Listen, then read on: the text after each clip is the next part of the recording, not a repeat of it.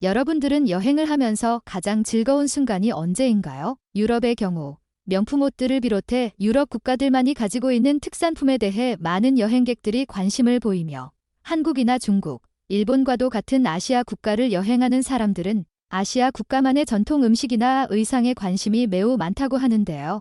유럽의 피를 맑게 하고 건강하게 한다는 올리브유와도 같은 특산물은 신이 준 선물이라고 유럽 사람들은 부르기도 하며 우리나라 사람들 역시 해외여행을 가서 가장 많이 사오는 물건 중 하나라고 합니다. 이처럼 여행의 즐거운 요소 중 하나인 쇼핑을 하고 해외 국가에 방문한 한 외국인 여성이 최근 한국에서 겪은 일을 글로벌 해외 커뮤니티에 올렸다가 많은 외국인 네티즌들 사이에서 화제가 되고 있는데요.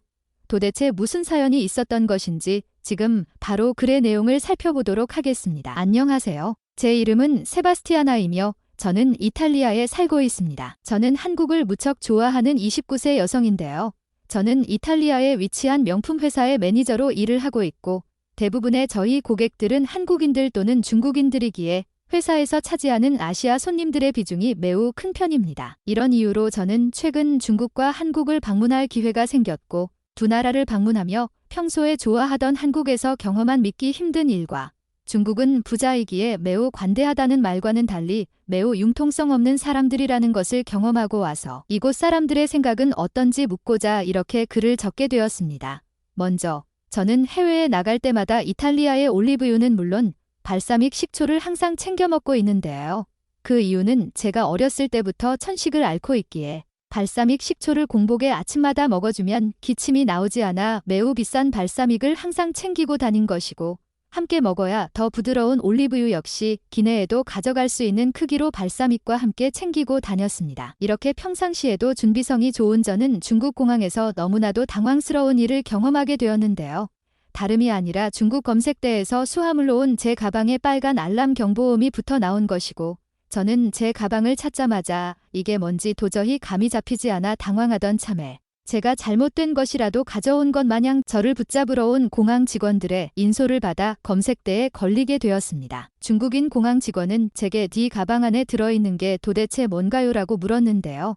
저는 열어보시면 아시겠지만 딱히 이상한 것은 없습니다라고 말했는데 함께 열어본 직원들은 올리브병과 제 속옷, 그리고 청바지와 양말 등 너무나도 기본적인 캐리어 짐의 모습을 보고 당황하는 듯 했으나 한 중국인 직원이 중국말로 이야기하더니 발사믹에 대해 질문을 해주었습니다.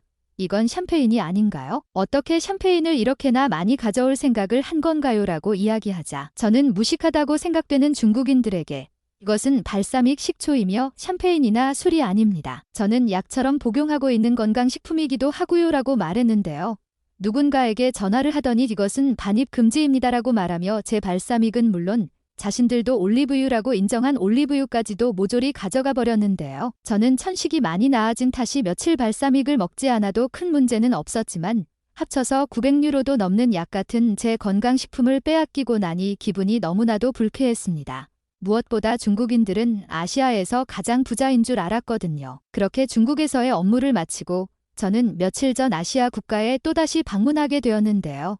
다름이 아닌 한국이었습니다.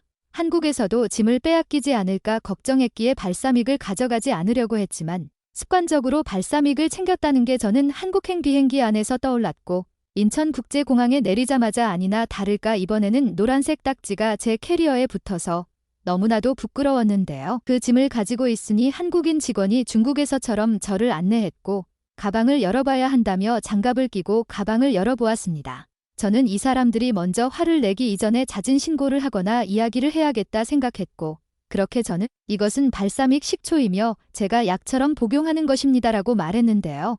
한국인 직원들은 샴페인병처럼 생긴 제 발사믹 식초를 보고 여기저기 검색하더니 아무 문제 없습니다. 소란스러운 딱지를 붙여드려서 죄송합니다라고 공손하고 예의 바른 인사말을 건네주었는데요.